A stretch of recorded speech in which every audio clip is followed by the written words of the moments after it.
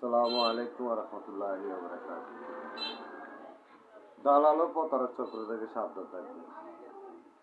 আর যারা সমুদ্র ভাই, সাগর ভাই ভাইয়া ইউরোপ কান্ট্রিতে ঢুকতেছেন, দয়া করে আপনারা এই পথে যাবেন না। মৃত্যু ঝুঁকি নিয়ে এরকম ধরনের কাজ করবেন না। অনেক বাঙালি এরকম চড়াই পথে যায়া হাবুডুবু খেয়ে মারা যাচ্ছে এবং জিম্মি হচ্ছে, অত্যাচারের শিকার হচ্ছে, নির্যাতনের শিকার হচ্ছে। তো আজকে আমি একটা কথা বলতে চাচ্ছি যে যে আপনারা যারা খালি ইউরোপই যাবেন, ইউরোপ যাবেন, ইউরোপ যাবেন, ইউরোপ যাবেন, শুধু ইউরোপ নিয়ে পড়ে থাকলে হবে না। ওয়ার্ল্ডে কি আর অন্য কোনো দেশ নেই?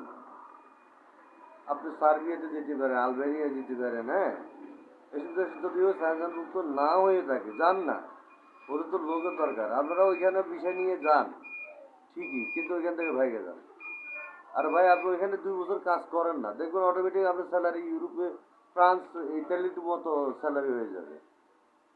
যখন আপনি পারদর্শী হয়ে যাবেন, আপনি তখন টোটালি মনে করেন আপনি আপনার এক্সপিরিয়েন্সের উপরে আপনার স্যালারি, তারপরে আপনার অভিজ্ঞতা, ভাষা, সব কিছু, শিষ্টাচার, সকল কিছু মিলিয়ে আপনি মনে করেন গিনার হয়ে যাবেন।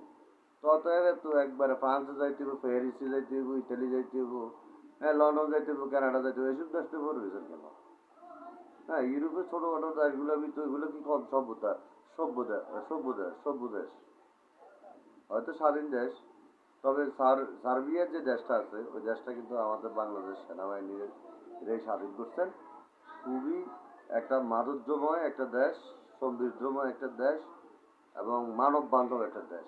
আপনারা ইচ্ছে করলে চাইলে যেতে পারেন। সবাইকে ধন্যবাদ।